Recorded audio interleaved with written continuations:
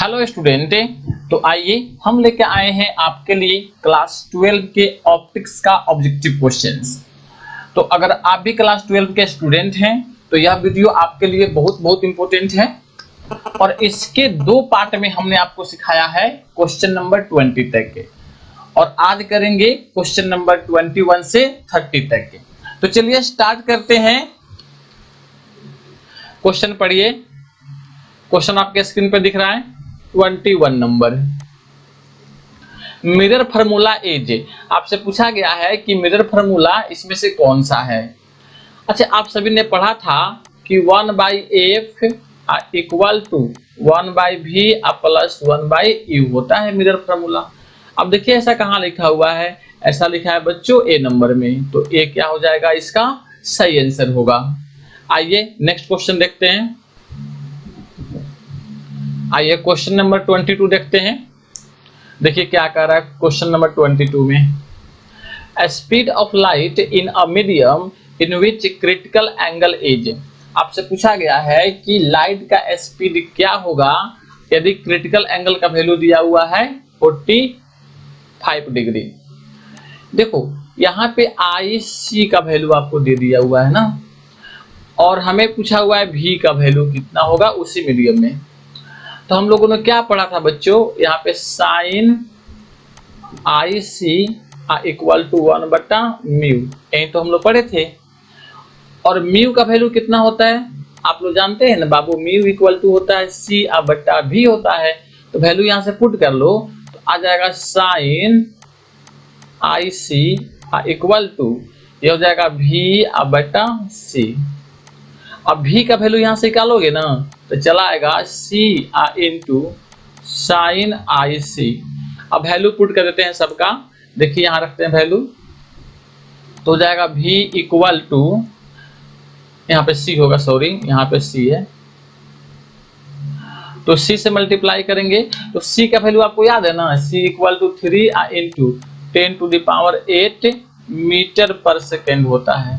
तो यहाँ पे लिखेंगे बच्चों 3 इंटू 10⁸ इंटू साइन C।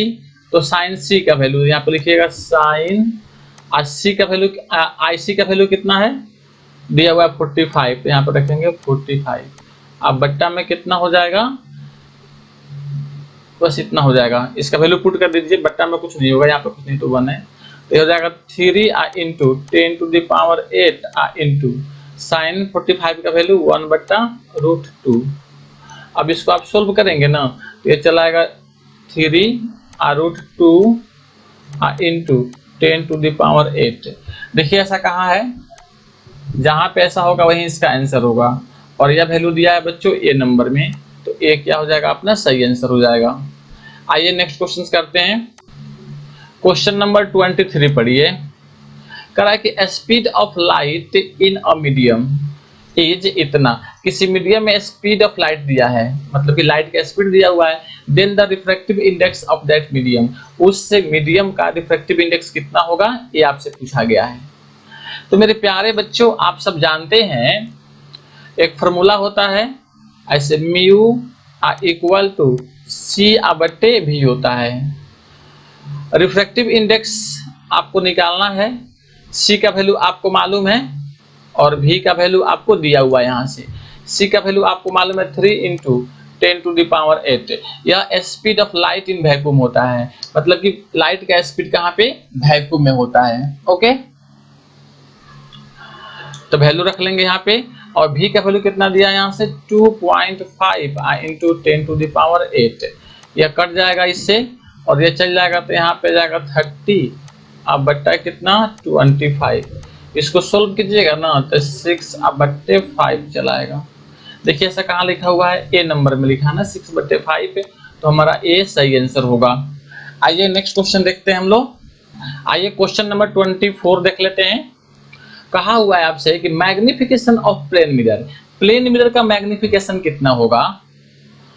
तो बच्चों आपको याद है कि प्लेन मिरर में हाइट ऑफ इमेज बराबर होता है हाइट ऑफ ऑब्जेक्ट, इसलिए मैग्निफिकेशन कितना होता है HI/H होता है, और दोनों बराबर आएगा तो वैल्यू कितना आ जाएगा बच्चों 1 होगा। इसलिए इसका सही आंसर क्या हो जाएगा, सी नंबर हो जाएगा। आइए नेक्स्ट क्वेश्चन करते हैं। क्वेश्चन नंबर 25 पढ़ते हैं। Power of lens will be when it is dipped in water. आपसे पूछा गया है कि जब एक लेंस को पानी में यानी वाटर में डुबा देते हैं तो उसका पावर पे क्या इफेक्ट पड़ता है। बच्चों याद रखना, जब भी हम किसी लेंस को पानी में डिप्ड कर दें, ठीक है, तो उसका फोकल लेंथ इंक्रीज करता है, यानी फोकस क्या होगा, इसका बढ़ेगा, और फोकस बढ़ेगा तो पावर डिक्रीज कर जाएगा, ठीक है, पावर इसका डिक्रीज हो जाएगा। इसका ए क्या है, सही आंसर है। ओके, आइए नेक्स्ट क्वेश्चन देखते हैं। क्वेश्चन नंबर 26 पढ़ते हैं। लेंस मेकर फार्मूला इज, इसमें से पूछा हुआ है कि लेंस मेकर फार्मूला कौन होता है। तो देखिए लेंस मेकर फार्मूला हम यहाँ पर लिख देते हैं बच्चों, आप इसको देख लेंगे और इसी में से मैच करेंगे।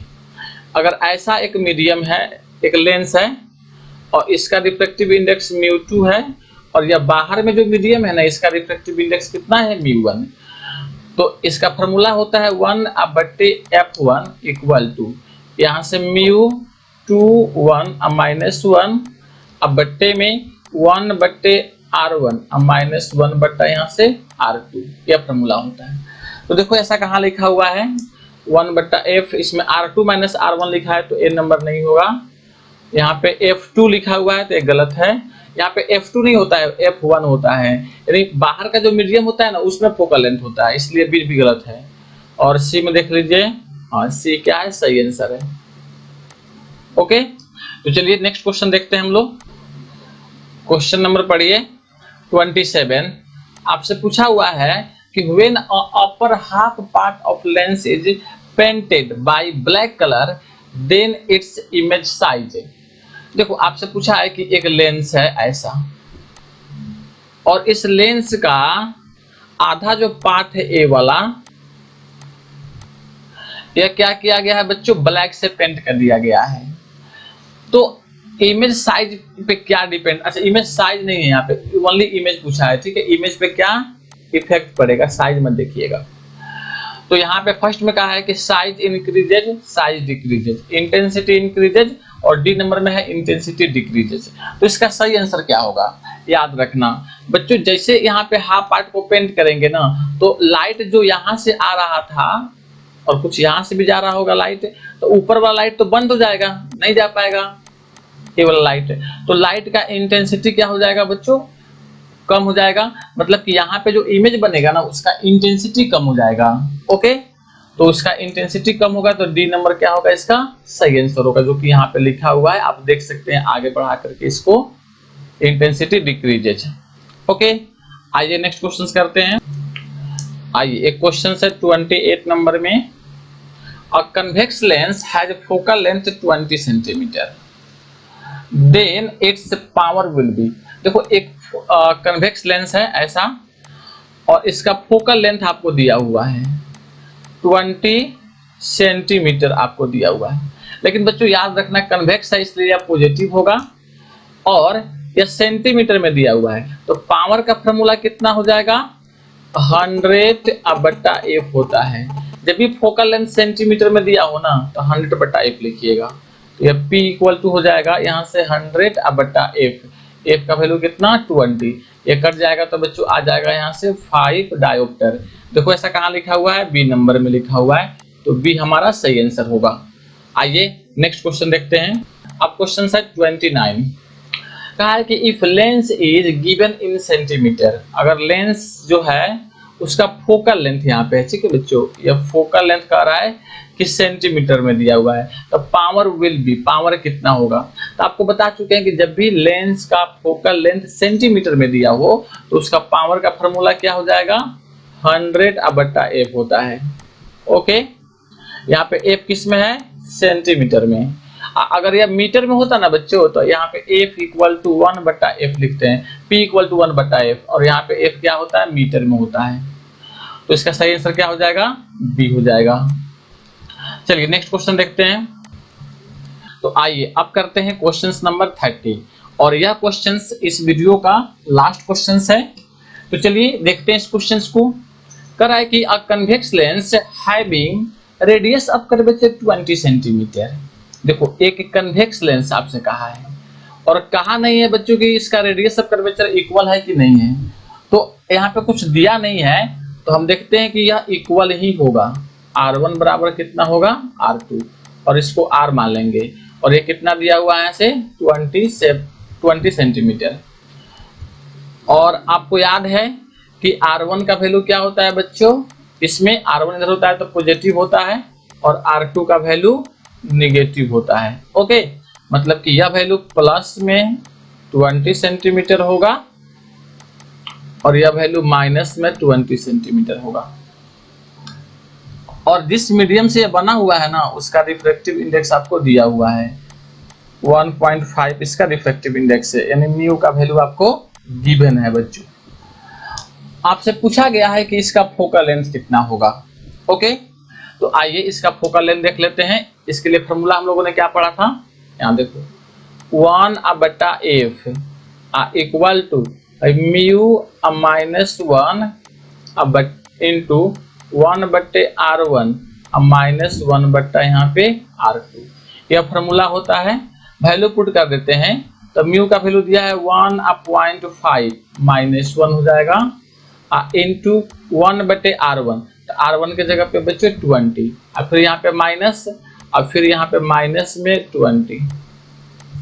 इसको आप सोल्व करोगे ना तो यहाँ से कितना हो जाएगा 0.5 आएगा, तो ये 0 यहाँ पे 5 इंटू यह हो जाएगा बच्चों 2/20, या माइनस माइनस प्लस हो जाएगा तो 2/20 हो जाएगा।